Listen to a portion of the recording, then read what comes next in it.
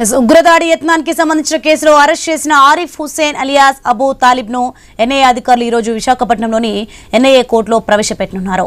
బీహార్ కు చెందిన ఇతను దేశం విడిచి పారిపోయేందుకు ప్రయత్నిస్తుండగా ఎన్ఐఏ ఢిల్లీ ఎయిర్పోర్ట్ లో అదుపులోకి తీసుకుంది. ఈ కేసులో విజయనగరానికి చెందిన సిరాజ్ ను, హైదరాబాద్ కు చెందిన సమీర్లను అరెస్ట్ చేసిన తర్వాత ఆరిఫ్ హుస్సేన్ పట్టుబడ్డట్లు తెలుస్తోంది. ఉగ్రదాడి కోసం నిందితులకు సౌదీ, ఒమన్ దేశాల నుంచి నిధులు అందించినట్లు ప్రాథమిక విచారణలో వెల్లడైంది. ఉగ్రవాదుల సిరాజ్, సమీర్లతో ఆరిఫ్ కూడా కలిసి పని చేసినట్లు దర్యాప్తు అధికారులు గుర్తించారు. సిరాజ్, సమీర్లతో పాటు మరో 19 మంది సభ్యులతో ఒక బృందం ఉన్నట్లు తేల్చారు. ఇదే అంశానికి సంబంధించి మరింత సమాచారం మా ప్రతినిధి రాజు ఫోన్ లైన్ లో అందిస్తారు. ఎస్ రాజు.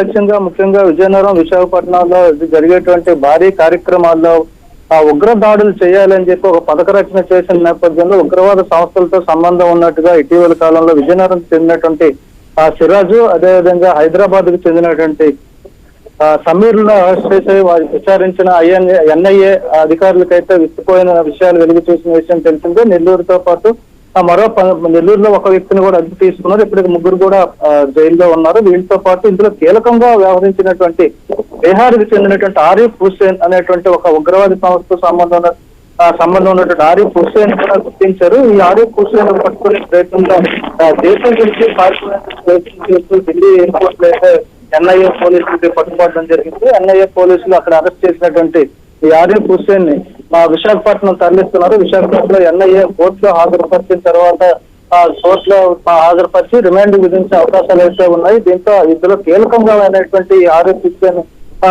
సమీర్, సిరాజులతో పాటు మరికొంతమందికి ఎప్పటికప్పుడు కూడా సూచనలు ఇస్తూ నగదు సహకారాన్ని కూడా అందిస్తూ విదేశాల నుంచి వచ్చేటువంటి నగదును అన్ని కూడా రిసీవ్ చేసుకోవడం, వీళ్ళకి ఎప్పటికప్పుడు ప్లానింగ్ నిర్వహిస్తుండడం అంటే చాలా కీలకమైనటువంటి అంశాల్లో పాల్పంచుకున్నట్టుగా తెలుస్తుంది. బీహార్ కు చెందినటువంటి ఆరిఫ్ హుస్సేనే ప్రధాన నిందితుడిగా కూడా అంటే ఆ దేశంలో ఉగ్ర దాడులకి సంబంధించి కూడా చేస్తున్నటువంటి ప్లాన్ లో కీలకమైనటువంటి వ్యక్తిగా ఎన్ఐఏ అధికారులు అయితే గుర్తించారు.